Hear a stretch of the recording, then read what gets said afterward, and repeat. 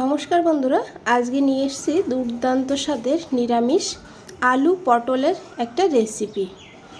গরম ভাতের সঙ্গে অসাধারণ লাগে খেতে, শুধু ভাত না রুটির সঙ্গেও খুবই ভালো লাগে খেতে। আশা করি আপনাদেরও ভালো লাগবে রেসিপিটা। তো চলুন ঝটপট করে দেখে নেওয়া যাক। এখানে আমি 400 গ্রাম পটল নিয়েছি। পটলের খোসাটা ছাড়িয়ে নিতে হবে। তো পটলের খোসাটা বন্ধুরা এইভাবেই ছাড়াতে হবে। তো দেখুন, কিছুটা রেখে দিয়েছি, কিছুটা কিন্তু ফেলে দিয়েছি। তো এই রেসিপির জন্য এইভাবেই খোসাটা কিন্তু ফেলতে হবে। তারপরে পটলটাকে এইভাবে কেটে নিতে হবে। একটা পটলকে 2 ভাগে করে নিতে হবে। এদিকে একটা কড়াই বসিয়ে দিয়েছি। কড়াইতে দিতে হবে সর্ষের তেল। তেলটা একটু বেশি করে দিতে হবে, আর তেলটা খুব ভালো করে গরম করে নিতে হবে। আপনারা চাইলে এখানে সাদা তেলেও কিন্তু রান্না করতে পারবেন। আর এইভাবে তেলটা একটু গরম করে নেওয়ার পর এখানে দিতে হবে কেটে রাখা আলু। এখানে আমি একটা আলু এইভাবে কেটে নিয়েছি। তো এখন দিয়ে দেবো এখানে অল্প করে একটু লবণ, আর দিয়ে দেবো অল্প করে একটু হলুদের গুঁড়ো। এখন আলুটাকে ভালো করে মিশিয়ে নিতে হবে লবণ হলুদের সঙ্গে, আর আলুটাকে গোল্ডেন ব্রাউন করে ভেজে নিতে হবে। তো এইভাবে খুব ভালো করে মিশিয়ে নেওয়ার পর আলুটাকে ঢাকা দিয়ে দিতে হবে। ঢাকা দিয়ে আলুটা ভাজলে তাহলে খুব তাড়াতাড়ি ভাজা হবে, আর আলুটা অনেকটা সিদ্ধও হয়ে যাবে। তো দেখুন, এইভাবে মাঝে মধ্যে ঢাকনাটা খুলতে হবে, আর ঢাকনাটা খুলে নাড়াচাড়া করতে হবে, আবারও ঢাকা দিয়ে দিতে হবে। তো এখানে দেখে বুঝতেই পেরেছেন আলুটা কিন্তু ভাজা হয়ে গিয়েছে। তো দেখুন বন্ধুরা, এইভাবে আলুটাকে ভেজে তুলে নিতে হবে।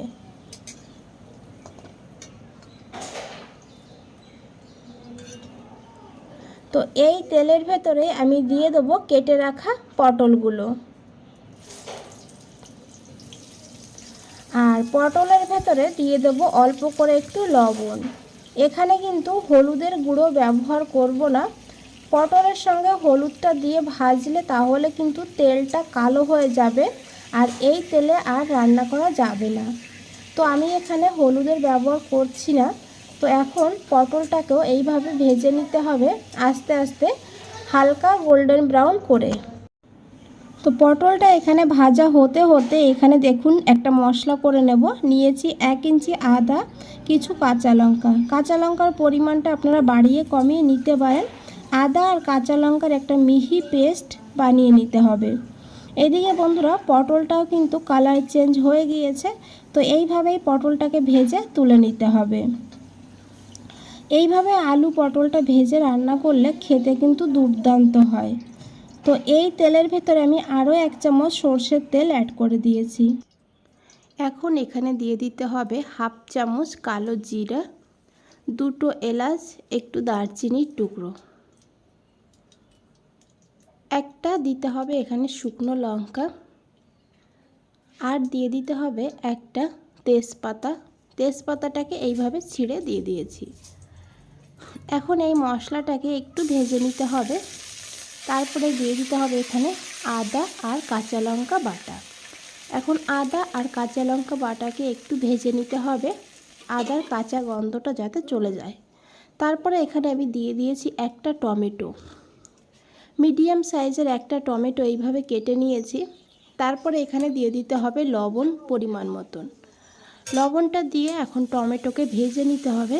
টমেটো যেন সফট হয়ে যায় সেইভাবে টমেটোকে ভাজতে হবে। তো দেখুন বন্ধুরা, এখানে টমেটো কিন্তু ভেজে নিয়েছি। টমেটো কিন্তু আগের থেকে অনেকটা সফট হয়ে গিয়েছে। তো এখন এখানে দিয়ে দিতে হবে 1/2 চামচ জিরের গুঁড়ো, 1/2 চামচ ধনের গুঁড়ো, আর দিয়ে দিতে হবে এখানে অল্প করে হলুদের গুঁড়ো। 1/2 চামচেরও কম এখানে হলুদের গুঁড়ো নিয়েছি। 1/2 চামচ নিয়েছি কাশ্মীরি লঙ্কার গুঁড়ো কালারের জন্য, আপনারা না চাইলে না দিলেও হবে। দিয়ে দিয়েছি অল্প করে জল। জলটা দিলে গুঁড়ো মশলাগুলো আর পুড়ে যাওয়ার ভয় থাকে না। এখন খুব ভালো করে মিশিয়ে নিতে হবে, আর এই মশলাটাকে ঢাকা দিয়ে 3 থেকে 4 মিনিট খুব ভালো করে কষিয়ে নিতে হবে। তো দেখুন এখানে আমি 2-3 মিনিট পর ঢাকনাটা সরিয়ে নিয়েছি। তো মশলাটাকে একটু নাড়াচাড়া করে নিতে হবে, না হলে নিচে লেগে যেতে পারে। তো এইভাবে মশলাটা খুব ভালো করে কষাতে হবে যত সময় না মশলার থেকে তেল ছাড়ছে। এদিকে নিয়েছি 2 চামচ চীনা বাদাম আর একটু দুধ। এই দুটোকে এখন মিহি করে পেস্ট করে নিতে হবে।